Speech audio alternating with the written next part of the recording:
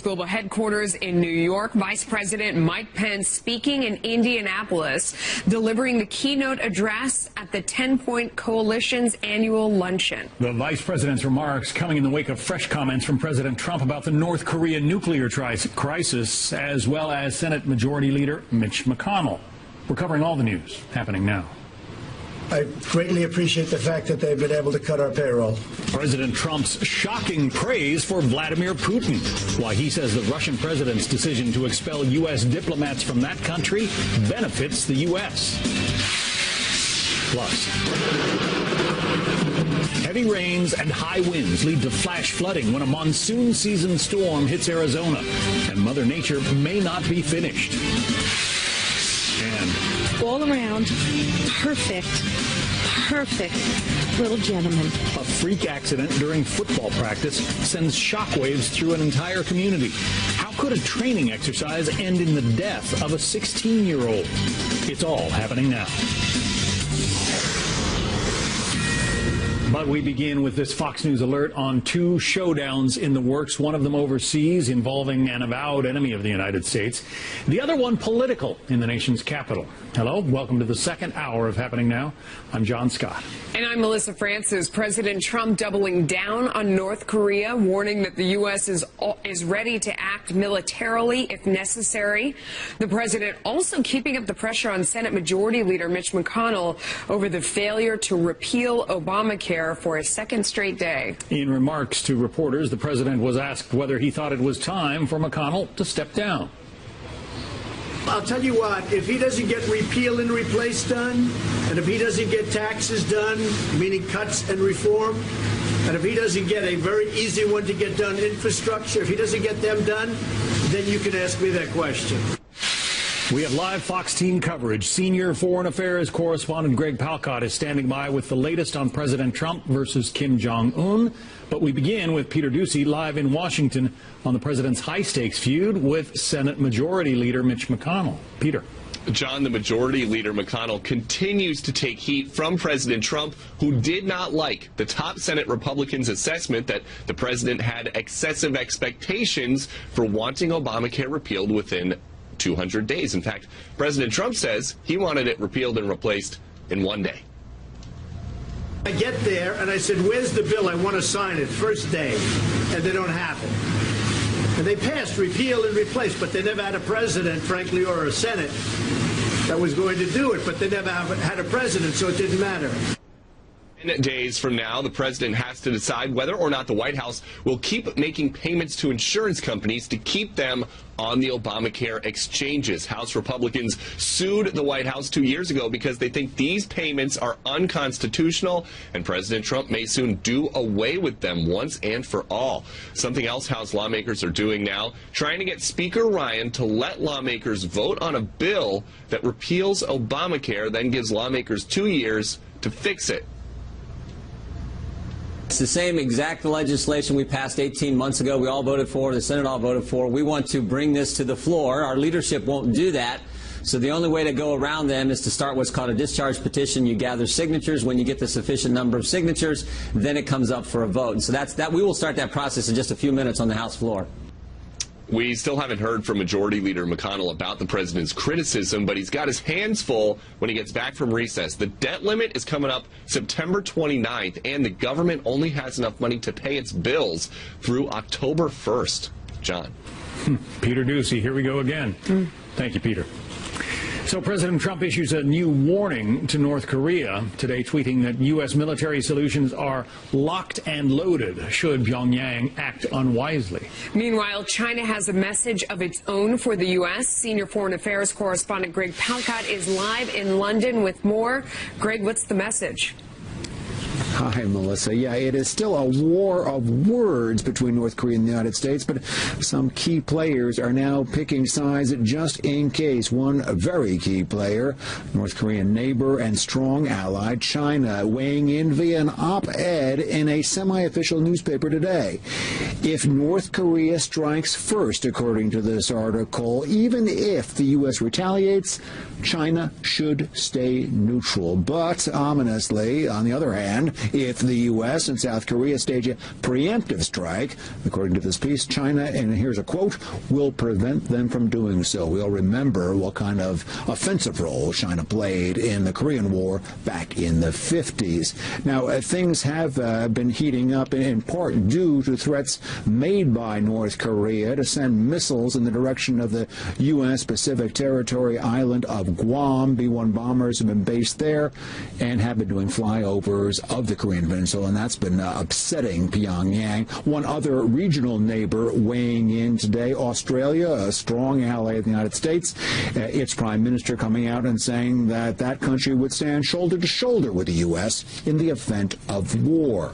Very much in the line of fire, of course, South Korea, another U.S. ally, its defense minister saying today that its troops should be on heightened readiness, and that defense ministry, along with the Pentagon today, confirming that U.S. and South Korea joint military exercises will go on as scheduled later this month. That's another thing that's gotten North Korea upset. Now, the government of Kim Jong-un cannot go a day without having their own rhetorical outburst.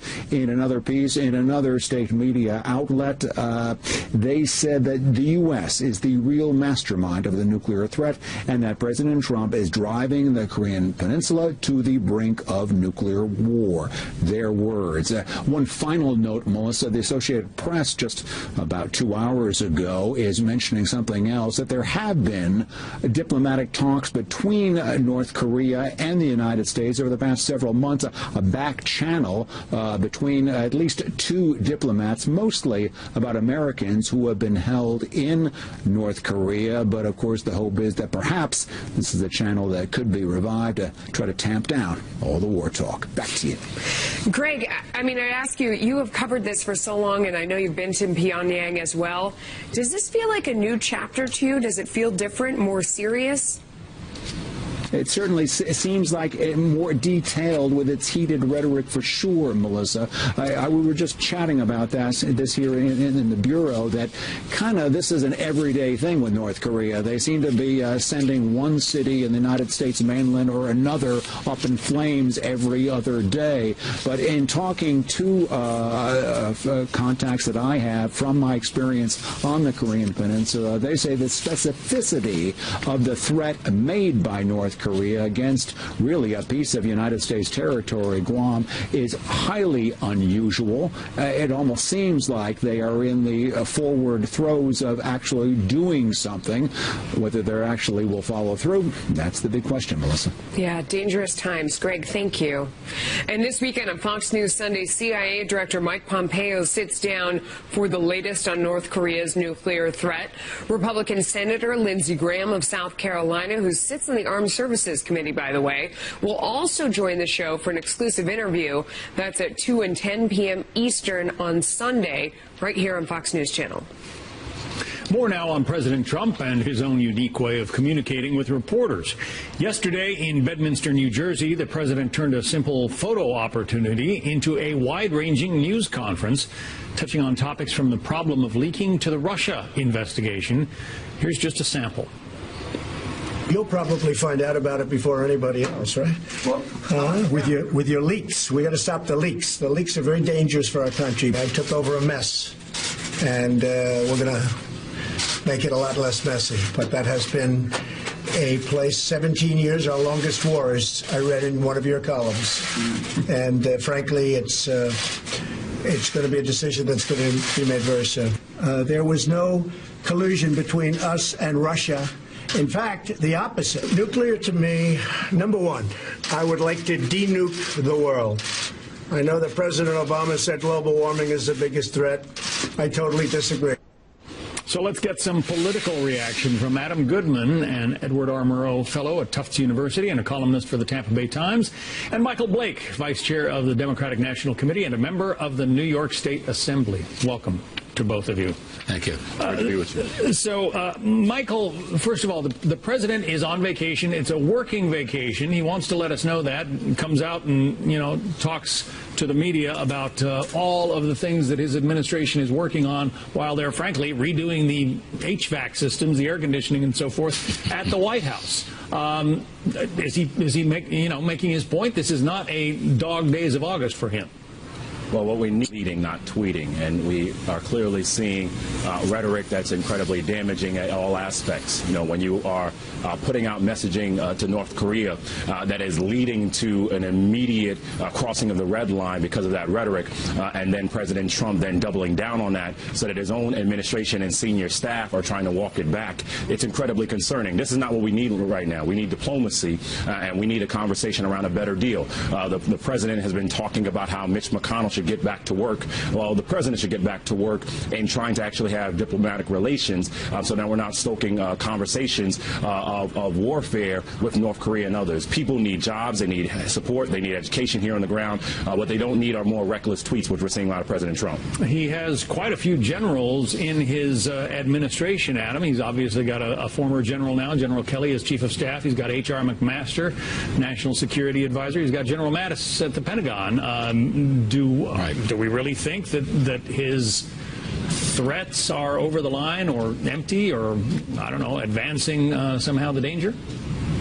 Well, I think what you're seeing from this president is you've seen from many presidents in the past. When there's a threat, America's response is peace through strength. Certainly, that's popularized under Ronald Reagan and others.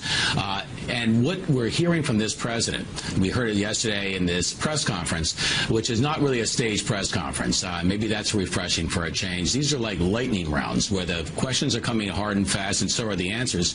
And the president, John, made a lot of news yesterday, not just on North Korea, when he said we should denuke the world.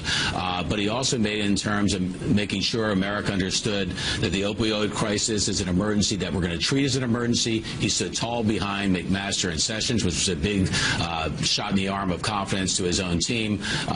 And he made it clear to Mitch McConnell, and maybe Mitch McConnell doesn't want to hear this, but the American people do, that they want to see things happen again in Washington. And he did all this not by having staged responses or trying to respond to leaks. You might say he's saying, instead of trusting in leaks, why don't you go to the peak? Ask me. And I think for the first time in a long time, this president is giving answers that Americans are looking for, whether they like them or not. It is said, Michael, that, you know, his own press secretary, Sarah Huckabee Sanders, held up a sign to him saying, last question, and he went on for another 10 minutes after that. He clearly enjoys engaging with the press. Well, it's not just about engaging with the press. It's reckless. You know, when your own chief of staff and others in your senior administration can't walk back your comments, and then you actually double down on them. This is not a game. This is not a video game. This is not about some casual enjoyment. This is about leading. This is about being a president for all Americans and being the leader of the free world.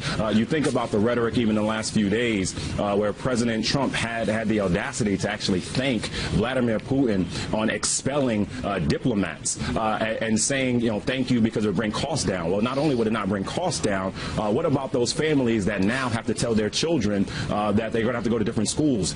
This is absolutely reckless. Now, that's why we talk about a better deal. And we want to be very clear. This is not just saying about Trump is bad. This is saying why we're good, while we're fighting for better jobs, while we're fighting for better education opportunities, while we're fighting for health care, and certainly on this issue, why we as a Democratic Party are saying we have to have diplomatic relations. You cannot continue to tweet. You need to lead. That's the kind of presidency that we need. Gentlemen, we're going to have to leave it there. Michael Blake and Adam Goodman, thank you. Thank you. Thank you. Parts of the West taking a pounding this monsoon season. Floodwaters overtaking major roads. We're going to show you where this is happening. And cautious optimism amid the North Korean crisis. The U.S. and Pyongyang each issuing new warnings as the American territory of Guam prepares for the worst and hopes for the best. At this point, there has been no change in the threat level, either in a military base in Guam or in our civilian community. From what we see and the information we have, staying calm, living our lives, but again, at the same time, making preparations. A Fox Extreme Weather Alert now. Monsoon season in full swing in parts of the West. Southern Arizona hit especially hard. Downpours triggering flash flooding, shutting down sections of at least 2 highways there. Officials warn drivers to stay off the roads. No injuries reported It's just the latest round of storms in what forecasters are calling an active monsoon season, though so far. President Trump warning North Korea that the U.S. military is at the ready if Pyongyang tries to attack America. The president stepping up the rhetoric and defending himself against criticism of his tough tone, including his recent fire and fury comment. They've been doing this to our country for a long time, for many years. And it's about time that somebody stuck up for the people of this country and for the people of other countries. So, if anything, maybe that statement wasn't tough enough. Congressman Ted Yoho is a member of the House Foreign Affairs Committee and chairman of the Asia and Pacific Subcommittee.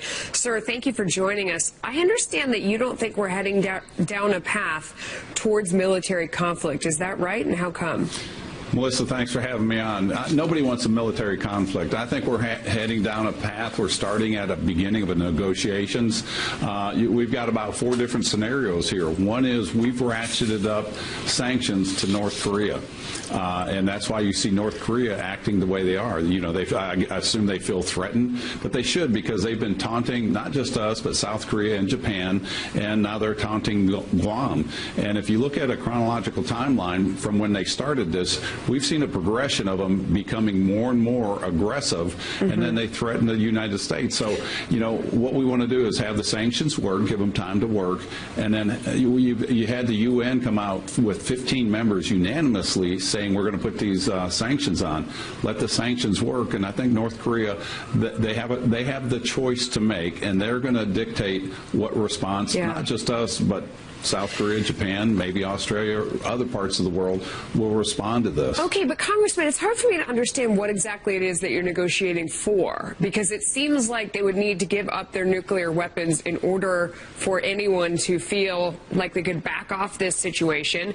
And I don't see that scenario happening. I mean, the Kim regime has said that basically they won't do that under any circumstance. So what is it that you're trying to negotiate for? Do you actually think they're going to give up the weapons? You know what? I've not heard any preconditions. We want to just come to the table. They're the ones making the threatening gestures. They're the ones that blew up a right. But South what could Korean they say that would make you? What could they say that would make you feel better? That would make you feel like this is over? They're not going to use them. They're going to stop making them. They're not going to make any more. They're going to hand over what they have. What's the goal? The goal is to stop the aggressive nature. They're the ones that are threatening to blow us up. We're not threatening to blow them up. And the nuclear proliferation, and, you know, think about what they're doing. They're going against the UN security sanctions. They're breaking them by the simple act of doing the ICBMs and the nuclear detonations that we know they've done. They're the ones that are breaking the UN security resolutions. China has a very active role in this, and China has been complicit to allow North Korea to get where they are. So it sounds like you would be satisfied with them keeping the weapons as long as they stop threatening us and stop testing them? No, I'm not saying that at all. I don't think they need the weapons. The weapons like that shouldn't be in the hands of a dictator like that. So they would need to give them up. Well, I'm not going to say that either. I think that dictator, when, you know, he keeps saying that, you know, we want regime change. The previous administration wanted regime change. I've heard Secretary Tillerson and the president say we don't need regime change. We need to come to the negotiating table. You know, he needs to worry about regime change from his own country, and that's why you've seen him kill his uncle, kill his generals around him, his own half-brother. Congressman, thank you for your time. I wish we had more. Yes, thank you. I do too. Take care. New developments in the cyber war against terrorism, how ISIS reportedly used a popular website to funnel money inside the U.S. Some new information on the fight against ISIS and its money. The Wall Street Journal reports the terror group allegedly used eBay to funnel cash, sending it to an accused operative here in the U.S. Doug McElway live in Washington with more on that. Doug. And John, that operative's name is Mohammed El-Sinawi, an Edgewood, Maryland resident of Egyptian descent. He was indicted in 2016 after an FBI investigation. The Wall Street Journal first reported yesterday on the affidavit that sheds more light on this case. The feds alleged that El-Sinawi pretended to sell computer printers on eBay as a cover to receive payments from ISIS through PayPal. Tapped phone calls revealed that he once confided to an associate that he had dreamed of killing people in a church. and in another phone call discussed building a bomb. The affidavit alleges that El-Shenawi was part of a global ISIS operation that used eBay and PayPal to evade law enforcement. Through it all, both eBay and PayPal cooperated with investigators. eBay told Fox News in a statement, quote, eBay has zero tolerance for criminal activity on our marketplace, and we worked with law enforcement to bring this individual to justice. And PayPal noted, quote, the company proactively reports any suspicious activities, investing significant time and resources into our vigilant efforts to prevent terrorist activity on our platform. Well, despite huge battlefield losses, the investigation confirms what investigators have long known, that terrorism has found new growth in the cyber world, which extends its worldwide reach. In fact, just last week, Australian authorities interrupted a sophisticated bomb plot that nearly worked. It involved military-grade explosives sent from Turkey to Australia via air cargo disguised as a meat grinder. In Australia, it was picked up by one of 4 suspects who in turn intended to give it to his unsuspecting brother, who was scheduled to fly on a commercial Etihad Airways flight last July. That bomb never made it through airport security, and the plot ultimately failed. John? What a story. Wow. Doug McCalloway. Doug, thank you. So interesting. All right, a Russian spy plane back in the U.S. airspace just 2 days after flying over our nation's capital. But is Moscow playing by the rules? Why some U.S. officials say no. Meanwhile, President Trump facing new backlash after thanking Vladimir Putin for kicking hundreds of U.S. diplomats out of Russia. Why our next guest says the president's move hurts America. I want to thank him because we're trying to cut down on payroll.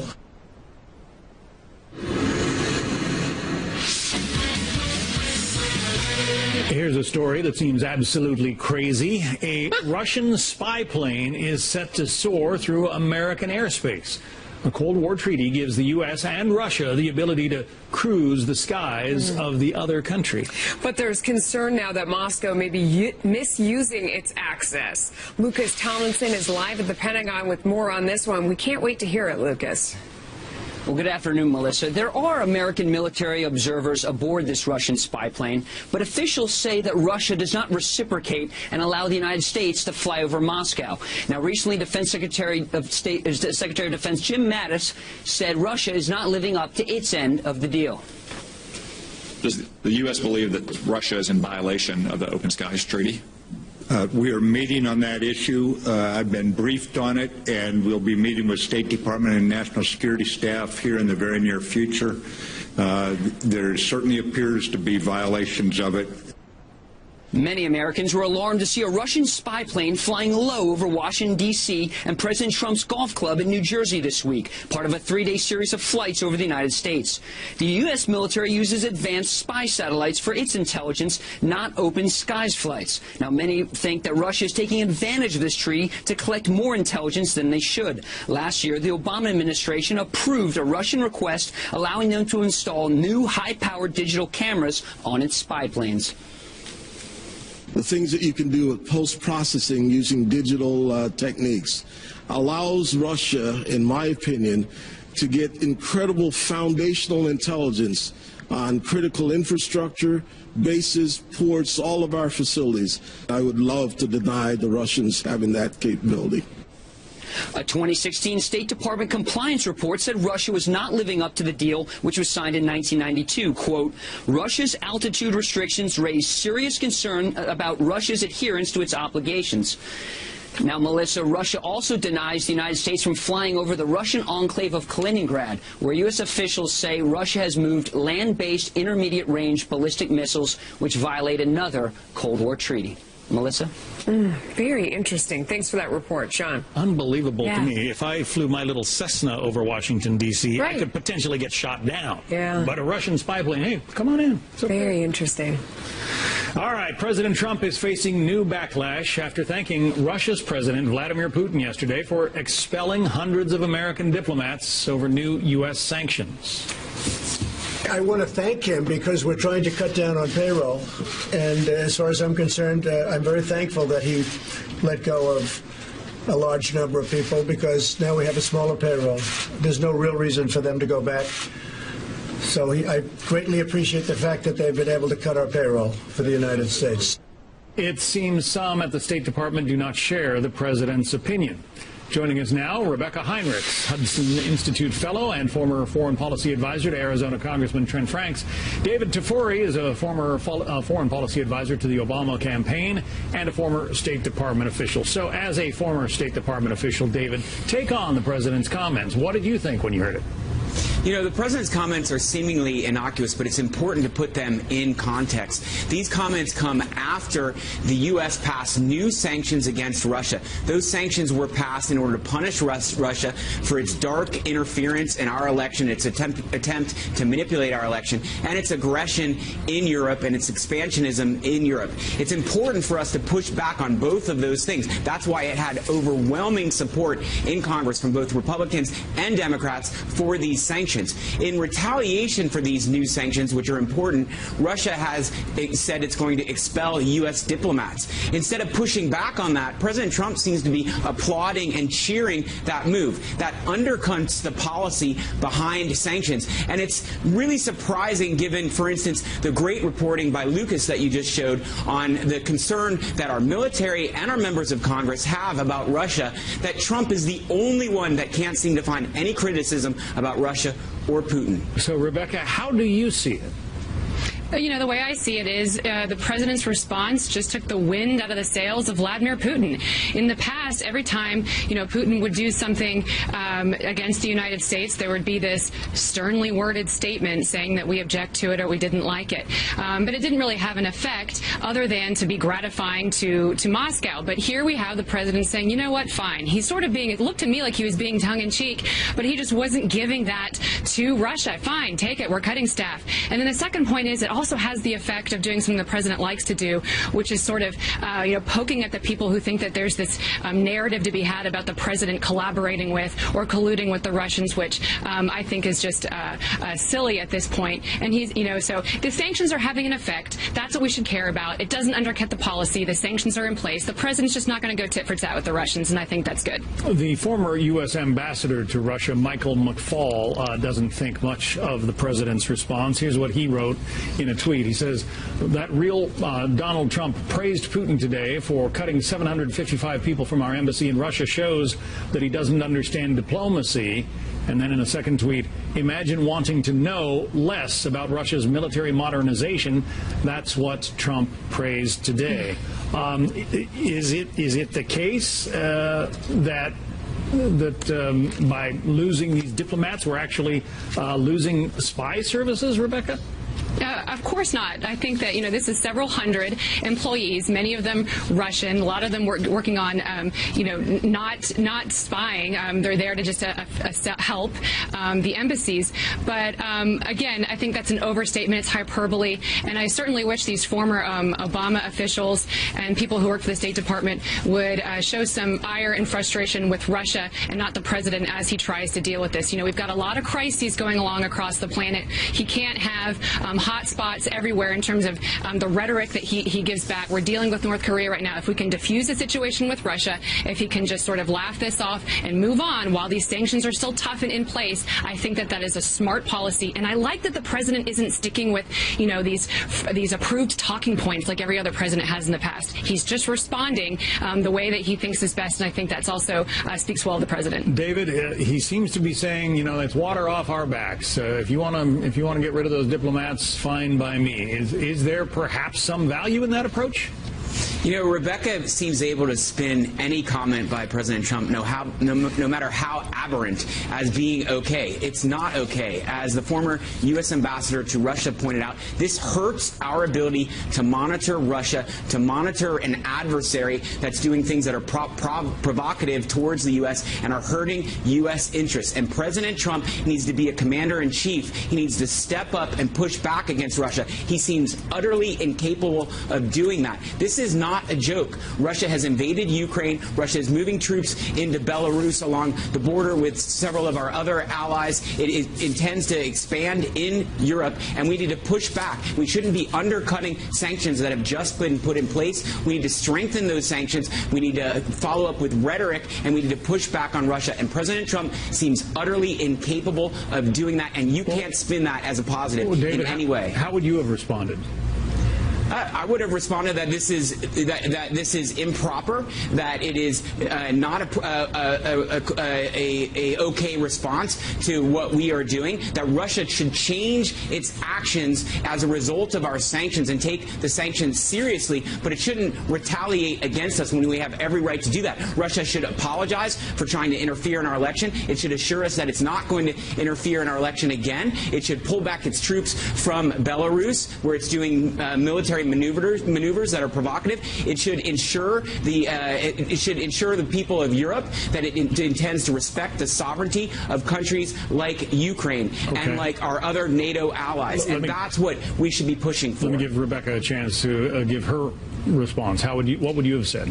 Yeah, I would just say if those several hundred people are there to stop Russia from doing all of this, then why did Russia invade Ukraine? Why did Russia violate the INF Treaty? Why did Russia continue to conducting these nuclear war games against the United States? All of this on President Obama's watch while those 700 supposedly, earth-shattering diplomatic staff were there. Listen, we're in the middle of some really high-stakes stuff right now across, the globe, and I think President Trump handled the situation perfectly. He didn't give Vladimir Putin the satisfaction. Moving on. All right, Rebecca Heinrichs and David Tafori, good discussion. Thank you both.